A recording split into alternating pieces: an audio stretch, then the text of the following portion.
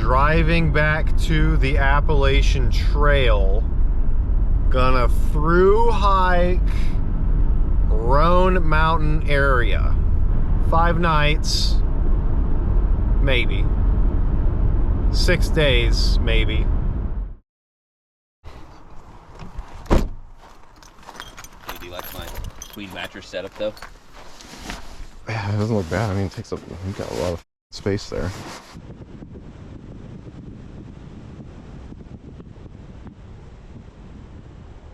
So I have absolutely no idea what day it is, but we got to this spot last night, 3 a.m., 3:30 a.m., I don't remember.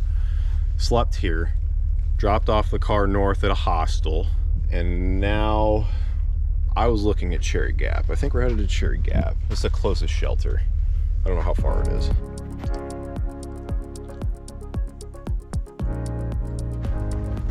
Oh, dude, it's still a legit day. 8.7. Really? That's what it says. We're at 3,300 feet. So the trail's pretty well packed down, it seems like, from all the other foot traffic, and it's kind of slushy now. This is kind of a spur of the moment type trip. I didn't expect to end up back on the AT before the end of this thing, but here we are in the snow. So the whole idea of this trip was based on Roan Mountain. A few different sources said Roan Mountain's a beautiful place. Average AT hiker, 12 to 15 pounds? 15 to 20 pounds. And that's not the lightweight people, right? You read into the... It's just average. Okay. I've read more about people go lighter. It makes it more durable over the long term rather than carrying a heavy ass pack. I think my pack right now is broke 30. I'm probably low 30s, maybe 31, 32 at most.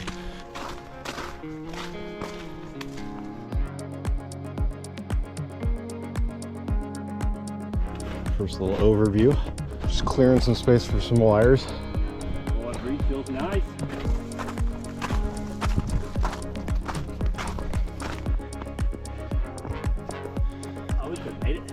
The gate that locked us out when we were here like 3 a.m. down the hill. Up the hill, I'm assuming beauty spot, but I didn't realize the trail actually just cuts right across it. I think we just passed like a mile.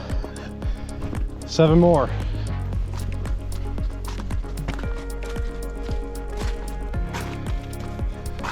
Getting a little burn in the quads here. Trying to get above the tree line that way. The mountains look pretty nice. Legs are a little tired, a little burnt out. Steady climbing. That's what this section is, just steady climbing.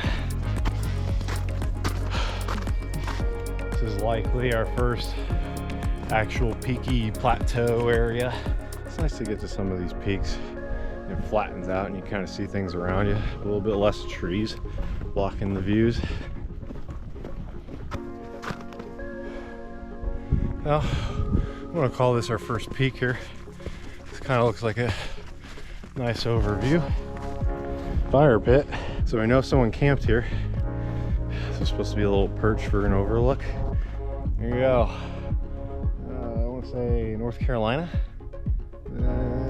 Tennessee behind me. We're really close to the line there. I'm not sure what elevation we're at, but there's less snow up here than we were hoping.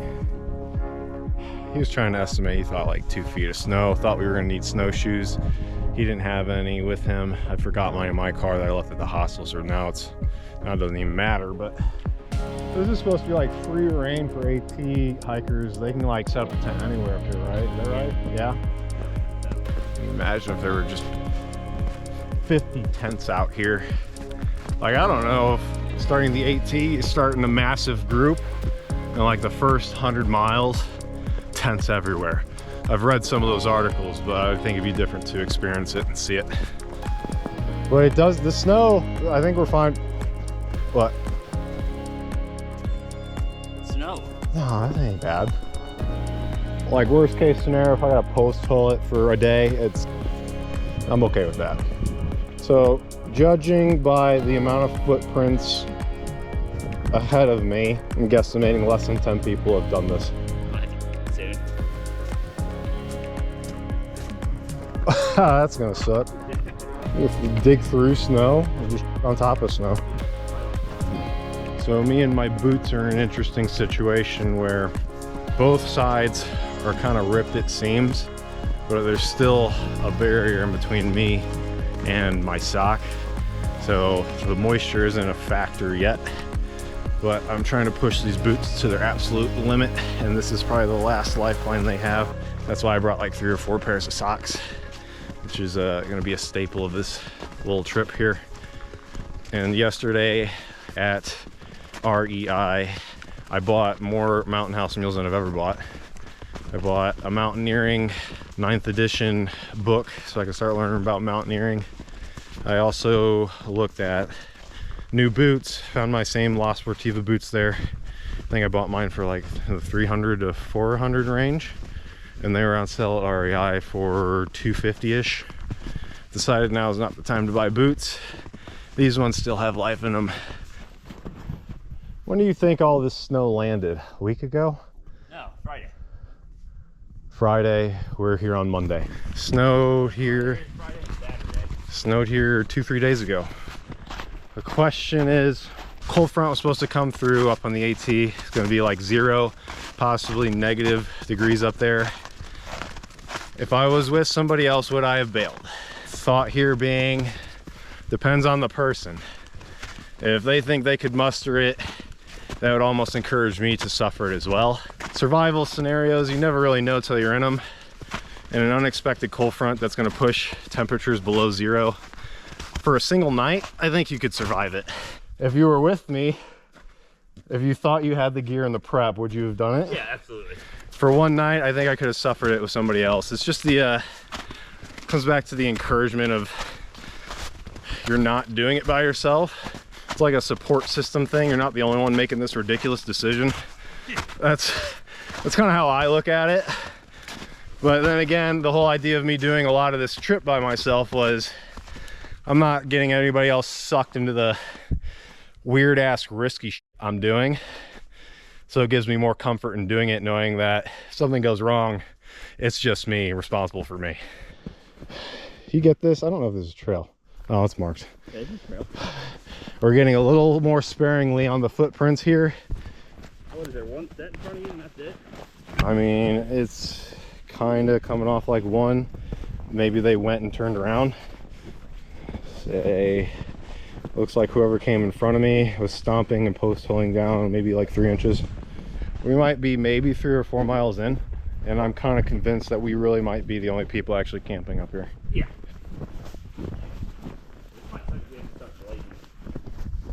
Not great right now as we're going down to go back up, but that's just how it goes out here. So this looks like trail here. They can turn around right here. Oh no, they're on the side a little bit. No, they keep going. So here is this road. I wonder if they just followed this road. It kind of comes off that way. I think it's like 0.6 of a liter. Man, you might be able to drink straight out of that. I think people do, dude. I kind of under the impression some people that do the AT, they don't do filters. In my personal opinion, it's not that high a chance to get, what is it, Giardia? Yeah, Giardia. Giardia. So a lot of people that actually do the AT, I think they just kind of risk it and don't filter water. They just drink that straight. Like that. It's good stuff. Let's do this thing. This is my first sip of water for the day. Are you serious? Drink water.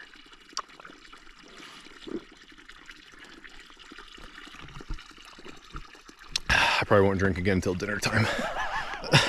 It's just how I am. Like I like to hold my water for reserves, emergency situations. Another very good climbing section. Pretty tired and winded right now. Okay, well, all right. I think I might be running out of footprints in front of me. 4 inches, 3 inches to 4 inches. the most faint of footprints. Otherwise, I'm post-holing right now. Okay. I want to say I've done my fair share of snow stuff. I really haven't. First time I ever snowshoed. That was fun. And that kind of sucked. This guy, you're like a 1/10 of a mile behind me, not as far. Steady, switch back and up, up, up, up, side, side, side. Feel good? Oh yeah.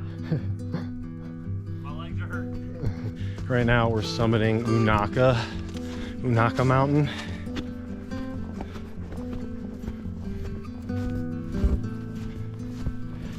On my way to the peak here of Unaka, and it's very well forested.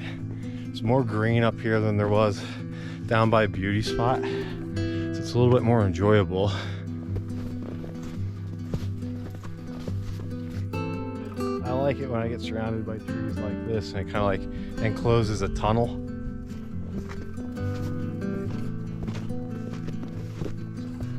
This is a very well forested area too. We're pretty close to the top here. Visibly darker because there's that many trees.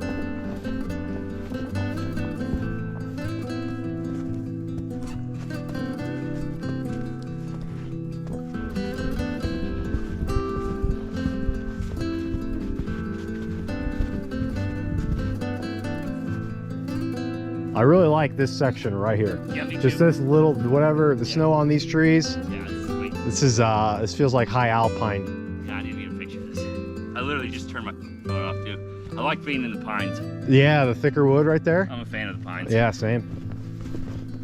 Today's probably our biggest elevation. I'm gonna disagree with that, but I don't know. We'll find out. I mean, my toes are a little cold, but I think there is a little dampness going on there. Yeah, these little snow-covered branches here. Oh, there's a lot of green up on top of this one, which I'm a big fan of.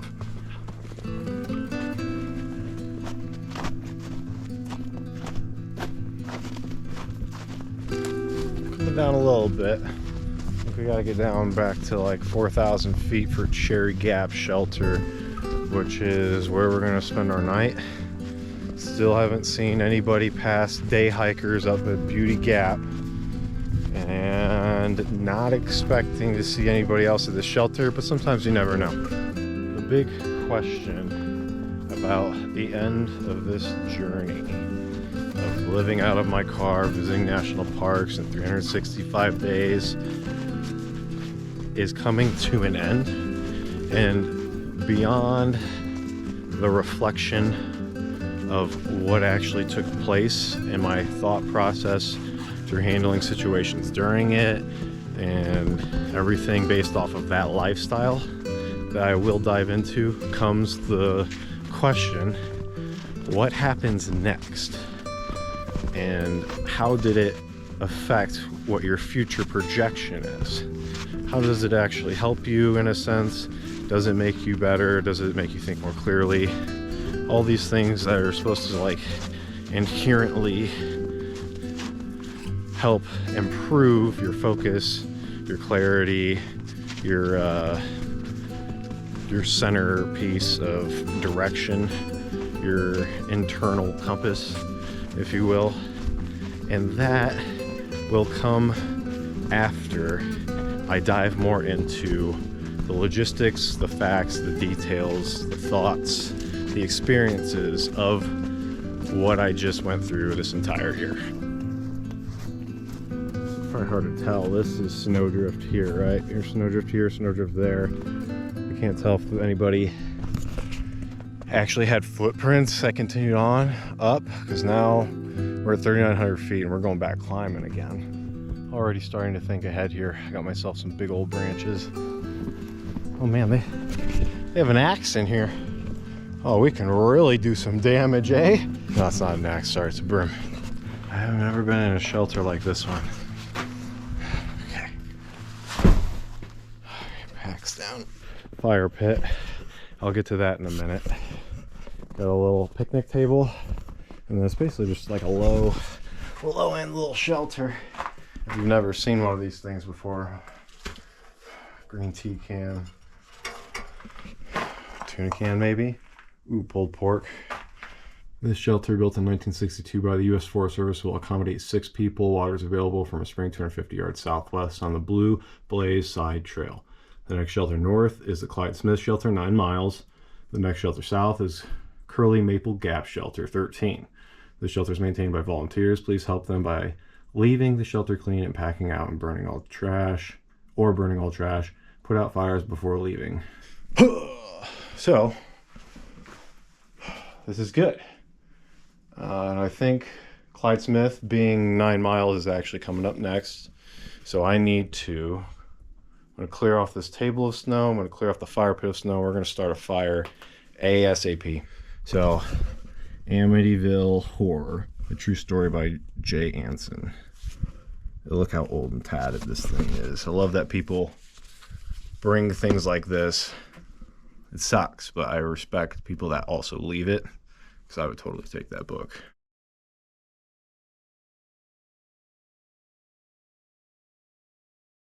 So this fire should be really easy. Just gonna use a lighter because the shelter on the other side of the benches, it's dry, completely dry, uncovered, and there's leaves. Somebody was nice enough to leave a little bit of firewood there so we can do the same. And right now, let's get these things going because it's starting to get a little bit darker, a little bit chillier. Luke is still not here. Okay, get some more little pieces here.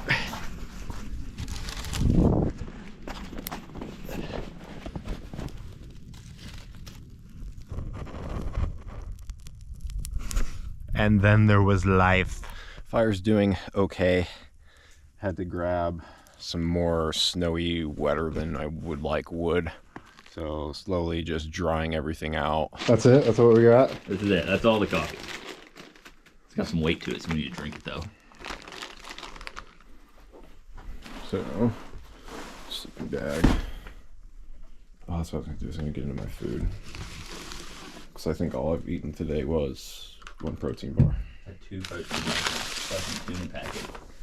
With the food, it's that one and that one that are basically extra. Everything else is almost food prep, peak stuff. The biscuits and gravy being the biggest one at 1100 calories, 34 protein. Beef pasta marinara, 1040. I'm not very big on freeze-dried meals, but for this trip I decided to spend like $100, and that's the majority and bulk of the food that I'm gonna eat. This is the state of my boots. Jesus. So that's the left. The right's hanging in there a little tougher. I don't know what that means. That means my left foot's working harder, but socks are damp, boots are wet. Night one.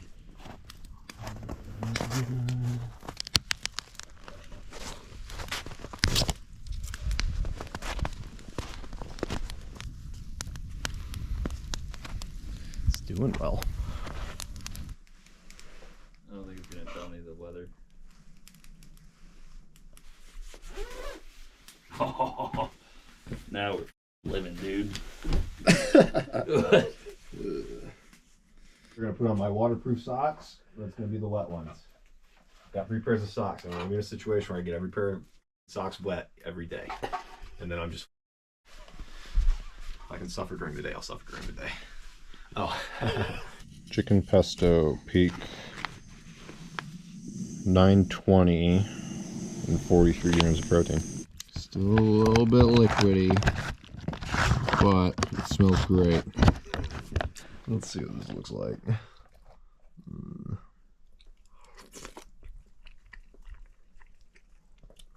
Not boiling hot. The chicken's kind of soft.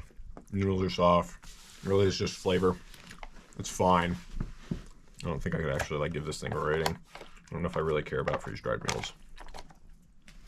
It gives me more variety than the normal that I eat, though. I eat some real bull.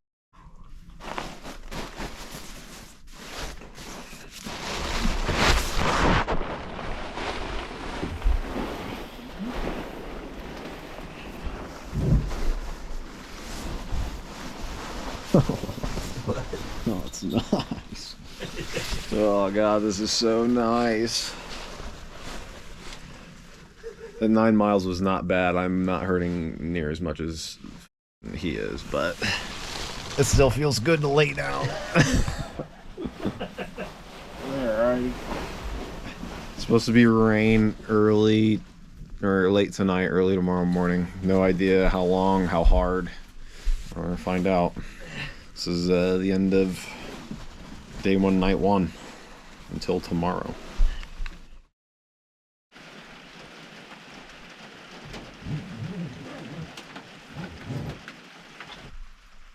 Are you pissing from that bench? Smart. It's like the worst type of rain. How are you feeling? Nothing like 34, 35. Raining to get you sick.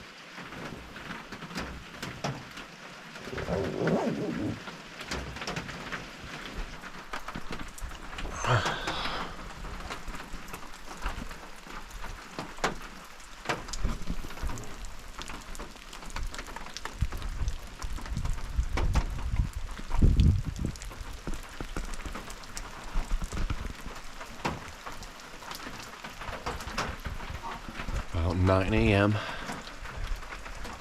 Pretty consistent rain.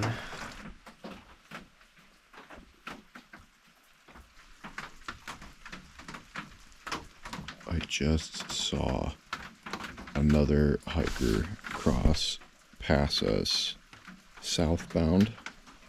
We're probably gonna make some coffee, eat some food, think about decisions here as hopefully the rain completely comes to a halt, but we'll see. For breakfast, we're gonna try mountain berry granola. Wholesome granola and rice milk with strawberries, blueberries, and raspberries. 570 calories, 13 grams of protein. That with some coffee is perfectly fine for me at 9 a.m. as we're still sitting and letting the rain kind of just hopefully fester out. It's not as hard as it was earlier in the night, earlier in the morning, but I don't really want to get wet today, so we'll see where we end up on these decisions. Yeah, I'll be pissed.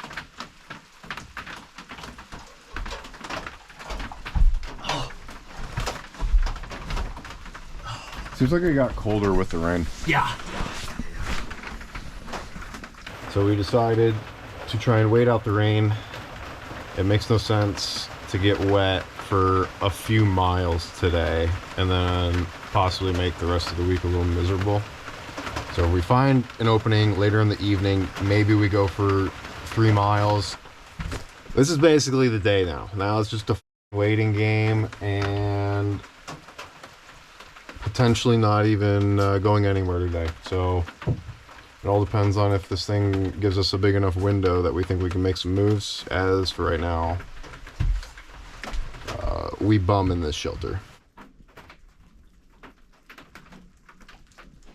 I don't know if I'm doing it yet, because I gotta take these pants off to make sure these stay dry, take these socks off to make sure they stay dry. Well, it's the old rain jacket, so I'm no socks and boots because they're wet and damp, and I'm not wasting a pair of socks on this. But I think I found a window to try and get water. What? You want me to take both of them? Then we won't have to do it again. Here, I'll come help you. Just give me 2 minutes. Okay.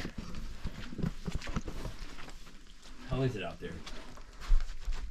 Light drizzle. The lightest of drizzles. I found this gallon jug. We're gonna fill this with water. We got this thing that's 3-liter filter. So that way we should be able to get all of our water at one time. Everything's slippery.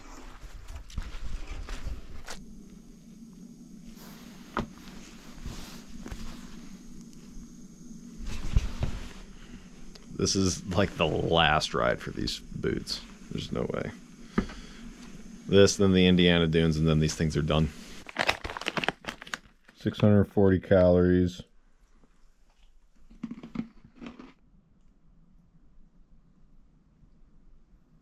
Just laid down for a 3-hour nap. And 6 o'clock. Not much going on. Seems like you can see somewhat blue skies now. So clouds have clearly passed throughout the entire day. But nonetheless, we're spending another night in Cherry Gap Shelter.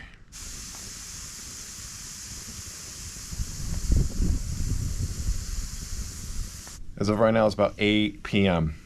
on night 2, still at Cherry Gap Shelter, contemplating night hiking to put ourselves back ahead of schedule.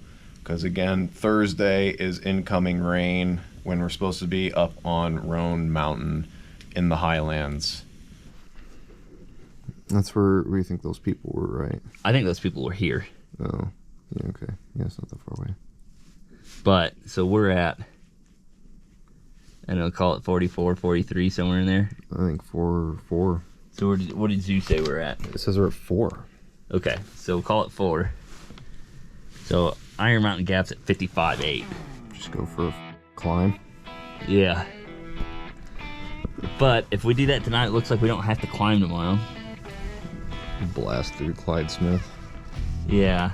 So make it here tonight, and then Hughes Gap tomorrow. We'd have a pretty short hike in the rain on Thursday To get to the shelter? to get to the highlands. So basically, I'm just going to shove these in the boots, and then we'll try and make one pair of socks last longer. Roughly 9 p.m.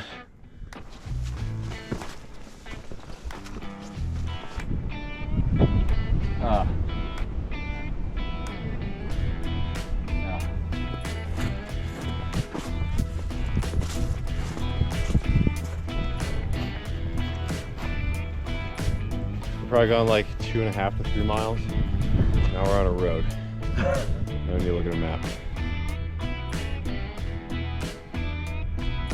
For mid-January AT, this is very impressive. This is like perfect weather. Now that the snow kind of got melted out by the rain, what is it like? Low 40s, upper 30s? Here at like now 10 going on 11 p.m. Very nice. Wind in the 30-mile-per-hour range, roughly here and there.